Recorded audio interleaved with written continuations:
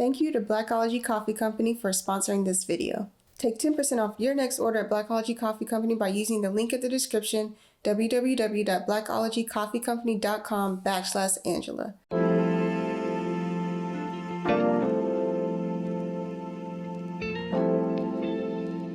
Hey everyone, my name is Angela. I'm here with Justin Foster on this episode of Honey and Hustle.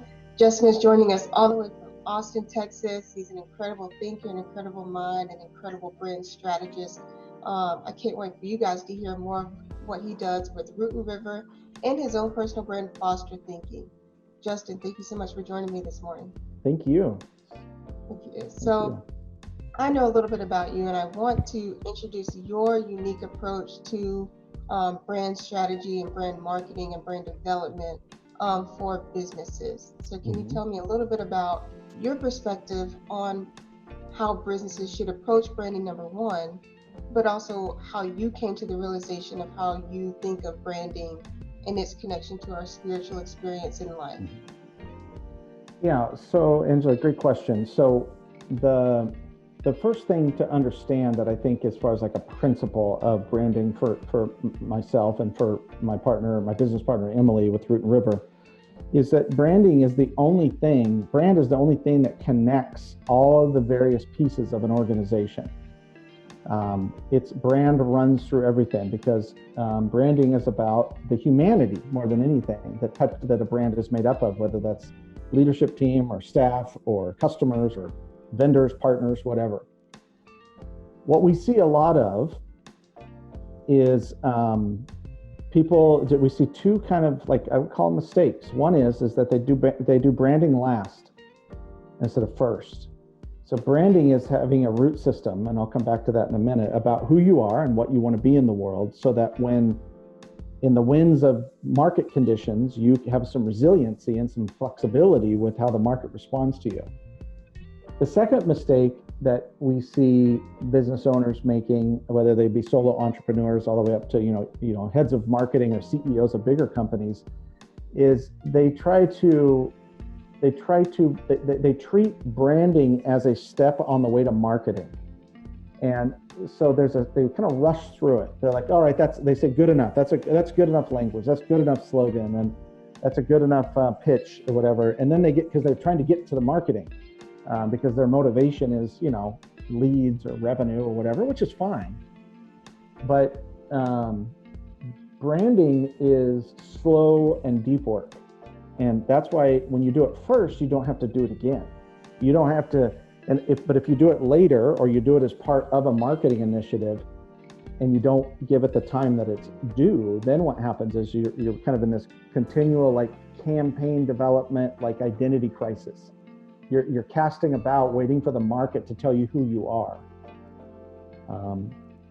So we call this principle intrinsic branding, which is somewhat of a dangerous and rebellious idea, because intrinsic branding is the assumption that what's going on inside of you is your brand. So in a solo entrepreneur, that's your beliefs and your values and your convictions and your failures and your trauma, all the stuff that makes you is part of the brand experience.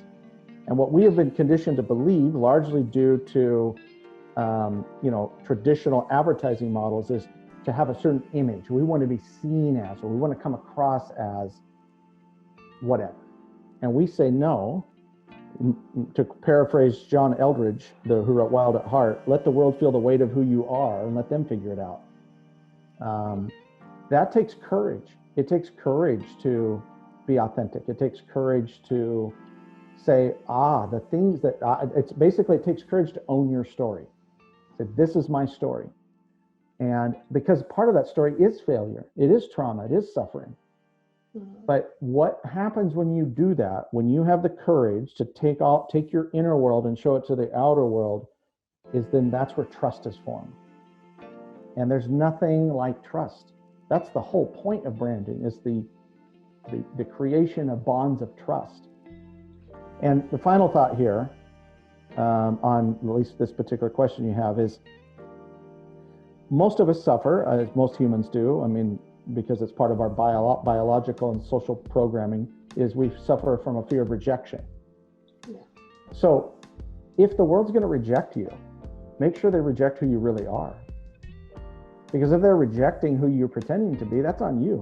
You did that. You created this persona, this illusion, this construct. But show them you. And if they don't like it, that's okay. Yeah. You know, it's okay not to be for everybody. Yeah. Yeah. And I like that good ending note because it ties in a lot of the things that you said. One, when you show up as your true self, that's definitely takes courage. It definitely takes vulnerability. But nothing in life is easy. And if you aren't willing to be vulnerable, it's going to be hard for you to connect with people on a genuine level, right? Number one. And number two is that when you show up as yourself authentically every day, every time, as a business, as a person, you're not going to be for everybody. But not everybody is your ideal client. I think a lot of times brands, or at least like what we know to be brands from bigger corporations, they try to have this like motto or message that fits the majority of people, right? But the majority of people aren't going to be like shopping at your business. So you should be trying to, yes, like not be exclusionary, but yes, be inclusive to people who are going to connect with you as you are, you know, because when things happen and you have to pick a side based on your convictions, in life, in culture, because brands are not, and businesses do not operate, you know, outside of culture, outside of society, you know, that's when you start getting into trouble because you have not fully established and articulated well what your brand values are, what your business values are. Yes, exactly. Yeah, and I think there's a lot of pressure on businesses to modify what they are in order to support their revenue model. But there are so many models, there's so many more models of success, if you will, of brands that stick to their convictions. Sometimes they're social convictions, like Nike. Nike's support of racial, you know, ending systemic racism is not new. They've been involved in that for years. Now, have they had their own issues overseas with their factories and things? Yeah, but they fixed it, they corrected it. Or you look at Southwest, Southwest doesn't necessarily make a social stand, but they stick to their convictions about what they think is important in business. And that's why we call what we do, you know, we call this element of your brand, your values, your mission, your purpose, your standards, your experiences that got you here. We call that your root system. Because if you have a deep root system, you can grow up and down at the same time. If you don't have a deep root system, it's going to be like the story in the Bible of the sower and the seed. You know, it's when the seed falls on shallow soil, there's no way to have any root system. And then the market comes along, and then what will happen is you'll go into survival mode. And now we're modifying. Now we're like, well, we can't say that. We might offend these people, and or you wait. Like I said, you wait for the market to tell you who you are, and they never will. They never will. Not to your benefit. Yeah. So you are the co-founder of Root and River, but you also have just kind of your own brand through Foster Thinking, right? And so occasionally on Instagram, I'll see that you'll post kind of, you know, your thoughts, your journaling, your writing, your musings. And sometimes that's, you know, original thoughts. Sometimes it's inspired by maybe something that you've read, and your reaction to that. So through those writings, you kind of explore a lot of different elements of humanity, of introspection, and just how, I don't know, I guess to me, when I read them, I think of just how they influence how you show up in the world every day. And one thing I guess I've done for a while, on some degree, not daily, but is journaling. So can you, I guess, talk about how putting things to paper, continually learning to who you are and how you show up in the world, how that can be beneficial from a brand strategy perspective in terms of continuing to anchor those roots that you talked about? Yeah, great question. Another great question. So I think that, this is bigger picture. This is really transcending business or brand or anything, is that one of our first charters to be a whole human is to know who we are. The ancient, the oldest motivational quote known that we know of, which is "Know thyself," which was on the Delphi Temple in Greece. And contemplativeness is how you get to know yourself. And here's the thing about it, but we're always evolving. So really what journaling does, and then I'll make the linkage to the brand, the journaling allows you, it's like similar to meditation. It puts you in the observer seat. So we think back to like the journals, where journaling came from was sort of a documenting of the experience. And so when you do that on a consistent basis, what you're doing is you're beginning to learn to operate from your core self. I think that without contemplation, and this is where it goes into brands, you operate from what is in psychology referred to as your parts. So you create these parts to kind of survive in the world and to make it in the world. And you think that's who you are. You think that's reality. You think that you are the label you chose for yourself, and you're disconnected from your core self. And when you do that, there's a thinness or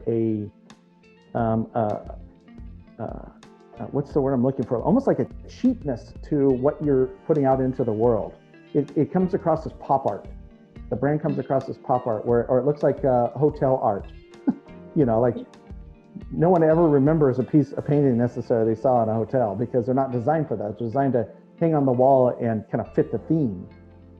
Well, when you are in your core self, you will brand from your core self, and you will brand to the core self of others, which means that because you're doing inner work, it's increasing your connection to your own heart, it's increasing your empathy and your compassion, it's your tolerance, your grace for yourself and others. Then you can relate to people in the world as a brand on a much deeper level than the surface stuff. The surface stuff like fear, uncertainty, and doubt, or people that are the term I thought of this the other day, that peace of mind is a marketing term. Peace of mind is not real. Our minds are designed for problem solving. And so peace of mind is a marketing term to make us feel better, so we buy something from somebody. Well, that's when you're operating in your core self, which is what contemplativeness, whether that be journaling, meditation, prayer, some sort of ritual, it ultimately doesn't matter. If you're in the observer seat of your inner world, you're going to show up so differently as a brand, whether you're a solo brand or a larger organization. Mm-hmm. So one thing you kind of touched on was marketing, right? So branding is a part of marketing in a lot of ways. It influences marketing continuously throughout your journey as an entrepreneur, as a business owner. So in a lot of ways, I think one of the transformative moments for me in my business was when I started to think of myself less as a photographer, less as a videographer, and more so as a marketing company who just so happens to do XYZ. And when I started to think of myself that way, I think my mind shifted in terms of the services that I offered, and it shifted in terms of how I approach social media and how I approach displaying myself in what I do to the world, right? So in terms of when you're speaking with businesses about branding, or when someone is thinking about how they are going to develop their brand in order to attract the right people to their business, what are some ways that you encourage them to think about displaying themselves to the world? Yeah. Well, the first is more thinking in terms of marketing as a practice. Let's back up. So branding is how other people experience what you believe. That's our definition of a brand. And marketing is just essentially simply having conversations. I mean, that's ultimately what we're trying to do, is have conversations. And so you can almost reverse engineer to your question, Angela, about what doesn't work or what will cause like friction or less effective. And one is inconsistency. It's being inconsistent. And inconsistency will show up in content. It'll show up in client experience. And the more inconsistent you are, the more you are slipping, you're drifting into irrelevancy. So that's the first thing, is be consistent. The second thing is you have to continually go to the edge. Branding is not done from a safe place. Branding is not done from a safe place. You don't really build a brand from a safe place. You build a brand from the edge, because the brand is the edge of the evolutionary cycle of you or your organization. It's the first mover. It's the first thing that emerges is the brand, like the presence, the energy. So sitting back and being cautious about your brand is going to lead to drift. It's going to lead to issues. And then the last one is more specific to marketing, is rigidity. Saying this is our 1-year plan and this is what we're going to execute on, or I've chosen this marketing stack. I'm going to do these 5 things consistently, but the market doesn't respond to them. And now you're stuck in the rigidity of just trying to do more of what doesn't work. And so one of our principles when we teach the marketing aspect of what we do is experiment, try small things, it's so much better to try 1,000 or 100 or 10 small things than one big thing when it comes to marketing. Like, don't put all your money in a Super Bowl ad. There's lots of evidence that shows that doesn't work for companies that do like pony up a couple $1 million it doesn't have the effect. And there's always some equivalency to the Super Bowl ad. It's like, okay, I'm going to hire someone to do ClickFunnels for me, or I'm going to do Facebook ads, or I'm going to do whatever. It's important to keep in mind that if you're paying for attention, there's something wrong with your brand. There's something off. Now, if you're paying for one-time attention because you're doing a launch, that's different. But if all your lead generation is coming out of new clients that are finding you through SEO or whatever, there's not a lot of business models where that's not a problem. So I saw there's an AT&T ad, which I find their ads to be pedantic and silly. But they're talking, and in there, they say something like, it's this wrong number and that this guy gets, and he tells him all about this new AT&T offering, and one of the actors that's playing an AT&T employee, she goes, "Oh, that's word of mouth. That's what," and she looks at the camera and goes, "That's what we did before advertising." I want to write a letter to the CMO of AT&T and be like, "That's bull crap. That's not true. Word of mouth is the holy grail of marketing. It's not a byproduct of the fact that you don't have an ad budget." It's like, how condescending is that? So yeah, I agree with that. I think that's like the weirdest thing. I think word of mouth is always going to be like your biggest, or should be, I guess, your biggest like bringer of people to your business, if not repeat clients. Right. We get this like it'll be something along the lines of like, "Oh, I don't really do any marketing other than like just word of mouth." I'm like, great, what a huge advantage. I think too that smaller, like solo entrepreneurs or small business owners are inundated with bad information about what good marketing is. And so one of the tips that I remind people of is when you know who you are, and you have the root system, you can essentially do any marketing tactic that you have the energy for. Like you have energy for it. If you don't have energy for it, now, it doesn't mean not to do it. It just means I get suspicious, because if you know who you are, your soul kind of tells you where to go. And also organize around your strength. You like shooting video, you like writing, you like helping with the client experience, whatever your thing is as an entrepreneur that you really love to do, keep doing that. That's going to bear a lot more fruit than trying to grind through a marketing plan that just makes you sad and frustrated. Yeah. And this, I guess, like, just to tie this all up, so for people watching, me and Justin actually recorded this episode previously when he was in Portland. So this is kind of a redo, and I don't even remember what we said in that episode. But there is something that I wanted to touch on in that conversation and in our original conversation where we just kind of got to know each other. So I'm fairly new to being an entrepreneur, fairly new to being a business owner. I just have, I guess, like in a lot of ways, stepped out on faith, and now I'm full-time self-employed, and this is what I do all the day. And I'm blessed to be able to do that and have my bills paid and like not really hurt for anything, and continue to see growth and success in my business. But one thing that Justin made me realize, and that I have realized too, is that I started, like I said, 4 years ago. I really didn't start shooting photography until 2015. So all of this is fairly new to me, and it's not something I know I want to do for like my whole life. And when I was mentioning this to Justin, he said, well, I think this is a case where your passion has met your purpose, right? And I'm very big on, one, being a purpose-driven entrepreneur. And that's in everything. Like if I'm going to do something in marketing that I haven't done, it's like, what purpose is this serving? If I'm going to set a goal for myself, I have to be honest with myself about what purpose is this serving? Because if it doesn't have a purpose, it's just wasted energy, and I'm just going to be like burnt out from it.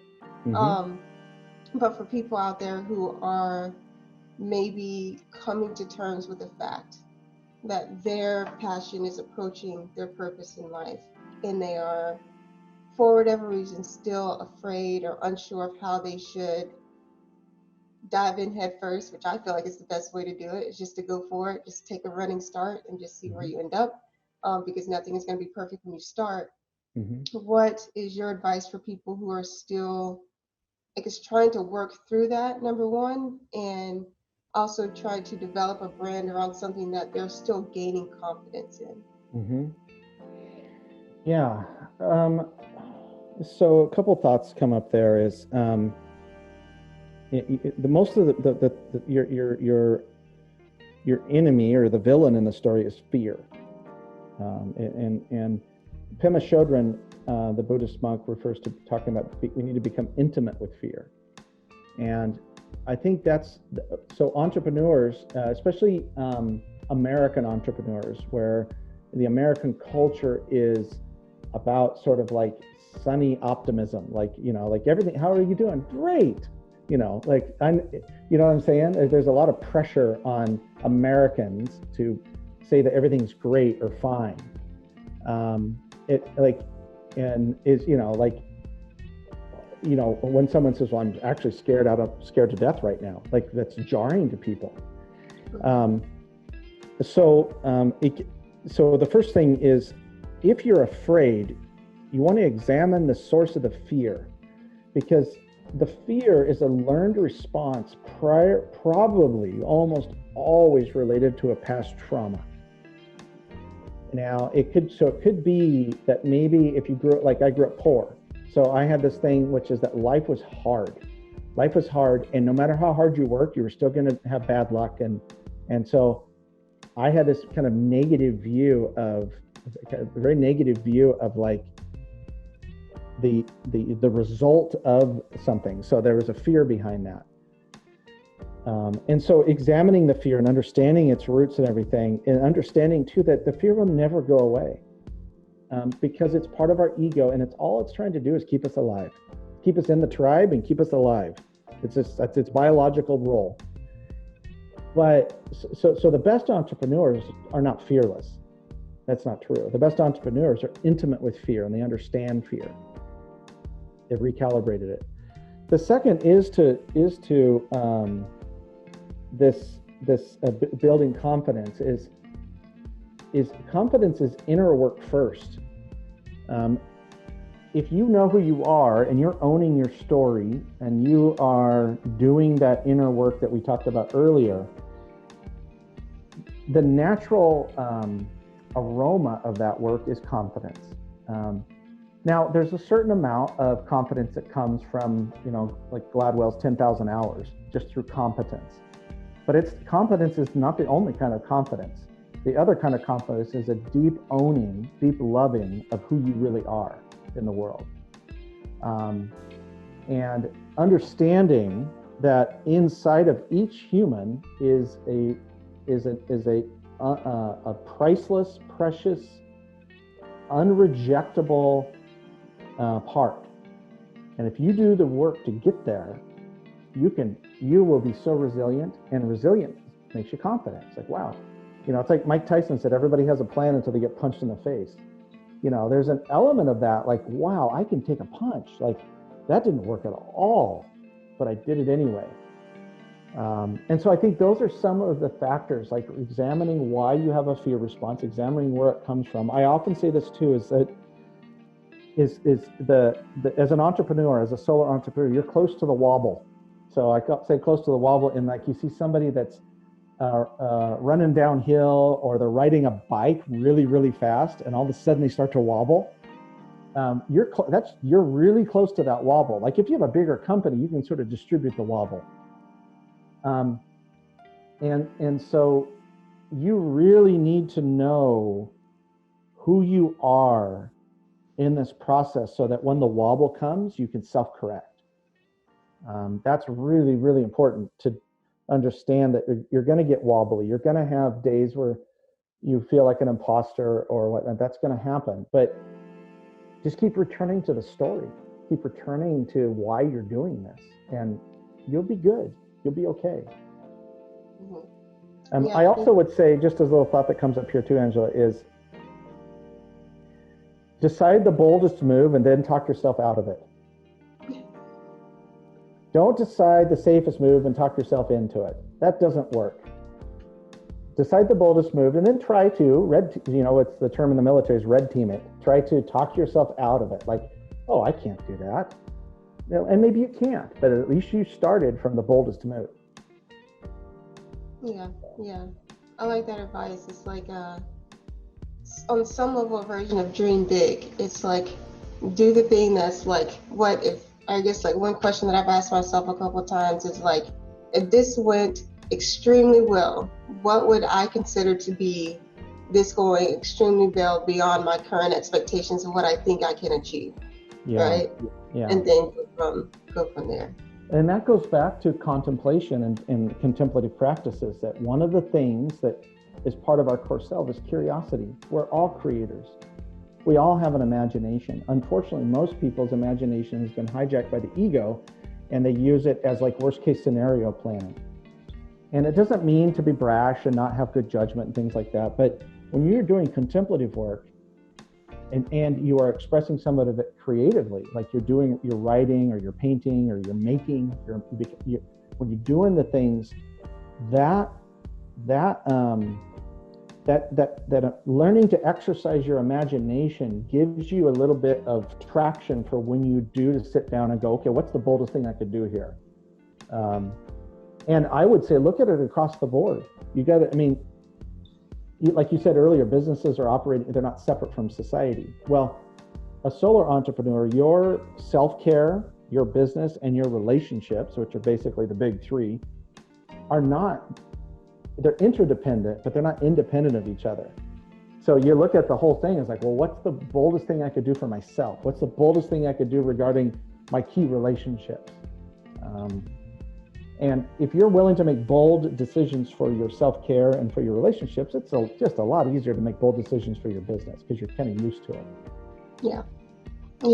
I like that analogy, and that is very true for me as well. Like, you have to have self in the equation somewhere, and that's a good place to start. And it's really the only place to start, because people, even if like people you have really close relationships with, see something in you and see that you could be successful, you have to know that for yourself. And you have to go on that journey of self-discovery and self-confidence in order to realize that success. So, yeah, I know. Thank you so much for sharing that with me and sharing that with all the people watching this right now. So, you're welcome. I think that a couple other little nuggets as we wrap up here is, don't listen to unhappy people. Don't trust people that talk about their stuff.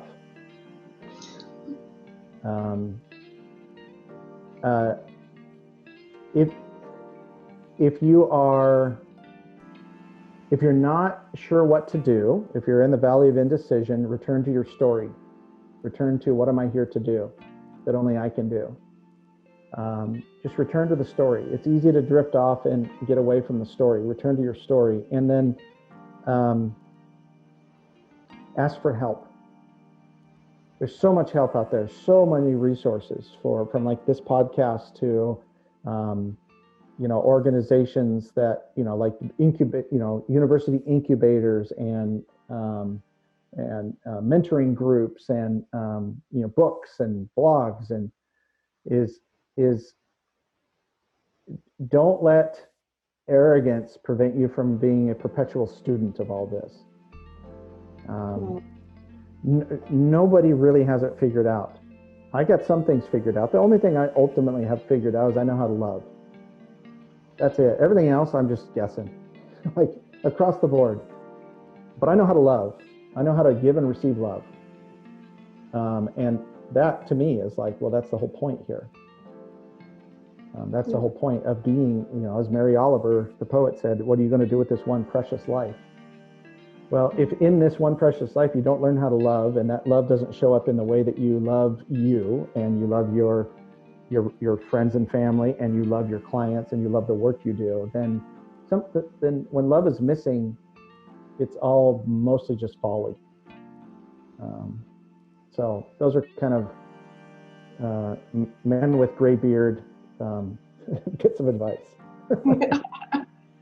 Hey, we welcome all advice on this show. We are not discriminating at all. Yeah. It's been awesome. Thank you so much again for joining. Angela. Thanks for the great questions. You're really good at this. I'm trying. I appreciate the compliment. You're welcome. All right. Talk to you later.